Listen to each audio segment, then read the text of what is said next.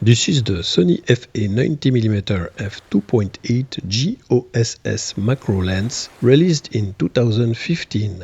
It is made for a full-frame camera, but here I have it on my cropped sensor, the Sony A6700, which gives me an effective focal length of 135mm. It is a good quality 1:1 magnification macro lens made mostly in metal, with image stabilization and autofocus. The price vary greatly depending on where and when you live. I got mine in Manila for 50,000 Filipino pesos, which was about $850 US 6 months ago. In 2025 you can find it online for between 1,000 and 1,100 US dollar, but you should buy it when it's on sale. It can go as low as 800 US dollars sometimes. I have it since 6 months now. I have been using it mainly for macro videography, but since 2 weeks I took many photos of all kind around here in Nara, in Palawan. So now I feel ready to present to you my little review. So we have a weight of 602 grams. The lens is 135 millimeters long. The maximum diameter is 79 millimeters. We have a metallic mount. No possibility to attach a teleconverter. There is no sealing gasket. But according to Sony, this lens is dust and moisture resistant. The original plastic cover is color gray. This one is a Sigma 1. This is the focus limiter. For close-up and macro, you should use the 0.28 meters to 0.5 meters. That will help a lot. For anything else, you have the 0.5 meters to infinity. And you have also the option to choose the full focus range.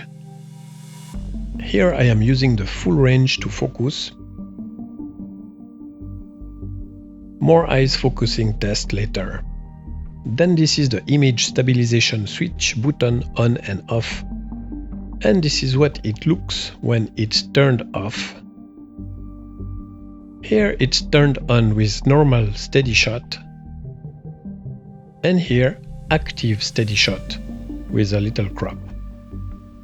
Pretty good for a 10 years old lens. But don't forget to turn the stabilization off when using a tripod, especially for macro, or you could have a little bit of drifting.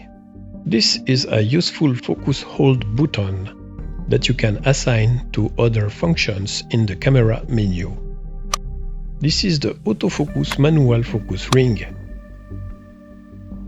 Up is autofocus, down is manual focus. Here is a little example on how you could use it in real life.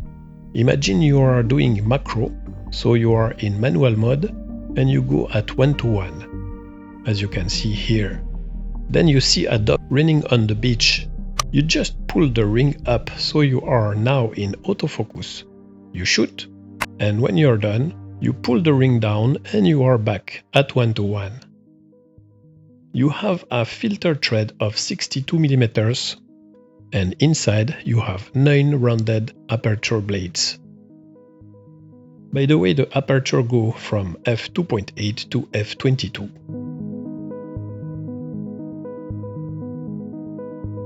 Alright, so because it's a macro lens, I will start with some close-ups and macro photos. And here I tried to do something with that bottle with sand at the top of the neck. Typically here in the Philippines you have a student shouting hello to the camera, which made me smile. So I started from about 1 meter and it looks good. You can already observe the amazing bokeh that you can get with that lens. I must say I was a bit surprised that you can crop that much with a 26 megapixel camera. I tried a bit closer and here you see some very good details of the glass and of the sand. I tried again at minimum focus distance, which is 28 cm from the sensor, so approximately more than 12 cm of working distance. So talking about sand, I took discreetly a sample of it on that sleepy beach of Nara in Palawan Island, and I went home. I clipped my Renox DCR 250 on that Sony 90mm macro. That gives me a new magnification ratio of close to 2:1. I turned on my new Viltrox pocket light. I used a tripod for this one. I am at minimum focus distance, ISO 100, f8, shutter speed 1/25th of a second. I took several photos, and this is the one I chose. And this is what we get with a reasonable crop. Let's crop even more. I think we are starting to lose quality here, but at least you can see that sand a little bit better. And I used topaz denoise here. I needed all the help possible for this one. Now with insects, my problem is that I don't have a flash for my Sony. That makes the process more difficult for me. We need a lot of light for macro photography, as you know. Without flash, we need a higher shutter speed, and that's the problem. High shutter speed plus small aperture equal high ISO. Also, personally, I don't like what the direct sunlight do to some subjects. Here you see those shiny colorful spots.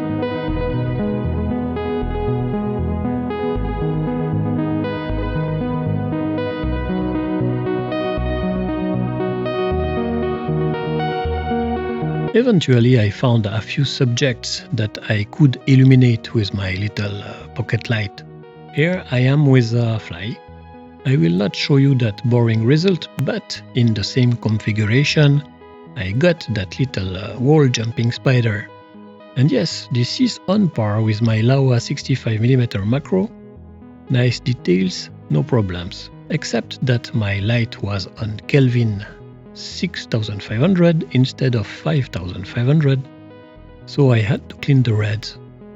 Also, we can see that the ground is not clean, and instead of having the uniform reflection of my flash on the eyes, we have the reflection of all the LED lights. Later on, we will do a lot of activities outside with cool photos, so hang on. For now, I am on a mosquito in my bathroom, so I made a little video and I took a photo. It is a bit dark, but here is the result. Sadly, I didn't try the Renox here. I did manage to take a 1:1 photo of that caterpillar with the sunlight. My hand was supported by the ground, reasonable ISO, good enough shutter speed, and yeah, not bad. Nice texture and details. This is shot with the Renox, so near 2 times bigger. Very acceptable shot without flash. Now a few close-up on the beach. I am sure you love worm's poop, right? As you can see, it's made mostly of sand. I am at F2.8 for some reason. Nice details, nice bokeh, no problem that I can see. A rope with an f-stop a little bit more appropriate at f6.3. Good details, no quality problems. I don't see any chromatic aberration so far. To me, the optic qualities of this lens are super good, again on par with my Laowa. For macro videography, I have an 8-minute video of insects recorded with that lens around this place. I will put a link in the video description below. But here is a few more.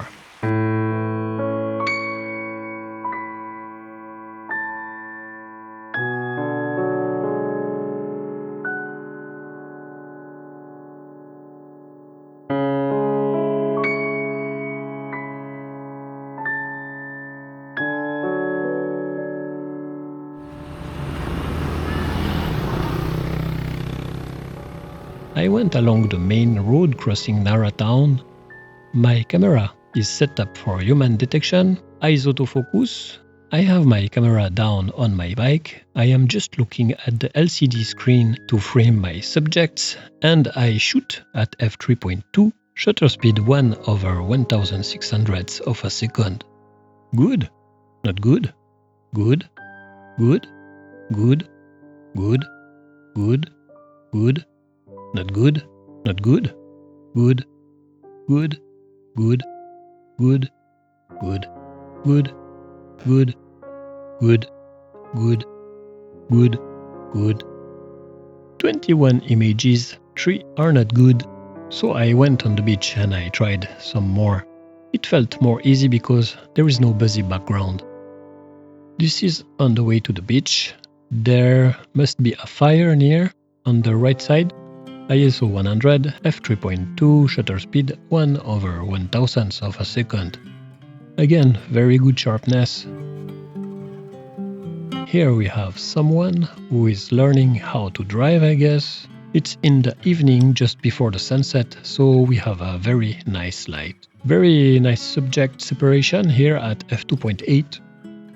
With this one more against the sun, if you zoom in, you can start to see a tiny bit of magenta, I think. But overall the lens did well, in my opinion. Outstanding performances at the beach with relatively fast-moving humans. I saw a group of people walking in the water with a fishing net. They allowed me to shoot them, and it was fun.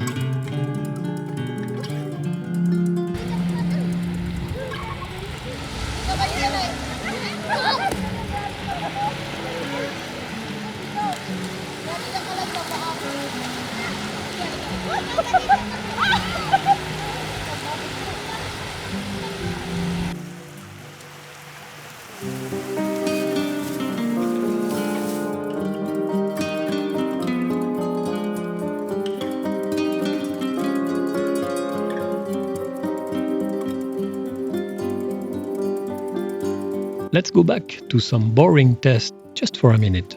Here we have a subject at exactly 3 meters. The distance is perfect for the upper part of a human portrait, for example. The focus is here. So let's see what bokeh we get at f22, f16, f11, f8, f6.3, f4 and f2.8. Now the absolute worst case scenario for color problems. The sun is right behind that metallic structure.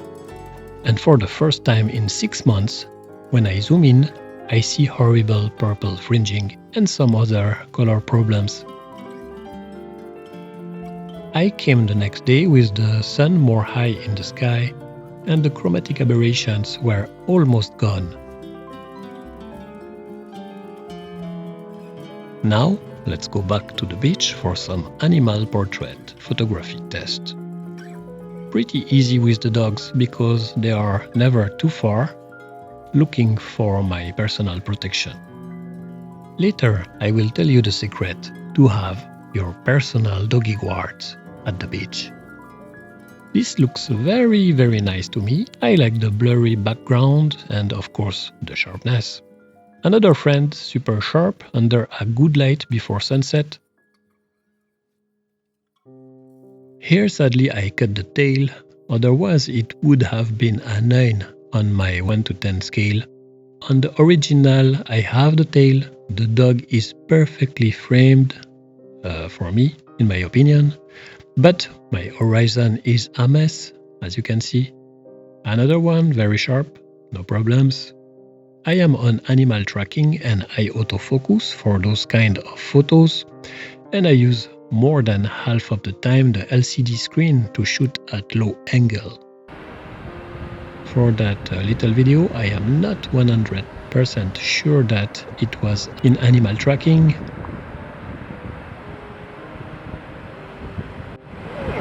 Another cute and actually the sweetest dog with beautiful and colorful garbage at the back. I have hundreds of photos of those dogs taken with the Sony FE 90mm macro. It is at least a 90% animal eyes autofocus accuracy, at least at the beach. Great separation here at f3.2. The goats were beside that house, by the way. I add it here for a documentary purpose. This one shocked me a little bit. With that lens and the only 26 megapixel of the Sony A6700, you can actually read what is written there. Milk, tea, frappe, fruit, blends, hot and iced coffee, and takoyaki. I think takoyaki means subscribe. Oh wait, no. Takoyaki are Japanese bread balls actually. Yeah, sorry, my bad. Let me share with you a few more pictures that I like. Hey, you say, and drop the ball, things don't go my way. You behave. Hey, it may turn out broken, but we never break. We can take it.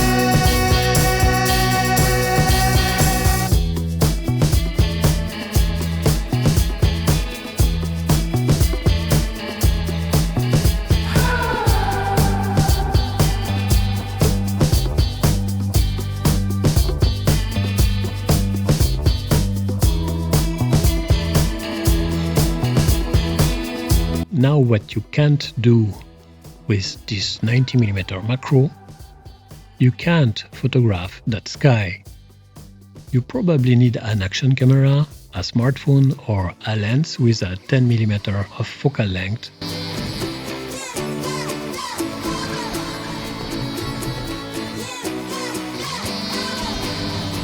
This is what I got with my Osmo Action 4, and yes, I should have removed the tripod, but this is for the example. And here with that little rectangle, I show you what you can get with a 90mm on-a-cropped sensor. Something I forgot to mention so far, this lens comes with a black plastic hood. I never used it so far, but I am sure that it can do the job very well. To summarize, this lens is super cool. I will keep it for years to come. I am very glad I bought it. It's very versatile. You can use it for macro, close-up, portrait, street, landscape, product photography and more. It is very sharp. It's not bad in low light as well with the F2.8. My advice, if you want to buy it, you should buy it when it's on sale so you can save a couple of hundreds of dollars. Or you could buy it also second-hand. Just be careful to check if there is no scratches, no fungus, that everything works, the autofocus, the stabilization, that button. You take a picture, you try to look if it's very sharp, and voila. I hope you liked my little video, and I see you on the next one. Cheers! I'm glad you stayed for the secret. Just don't mix the sausage with the bucket where you put your sand.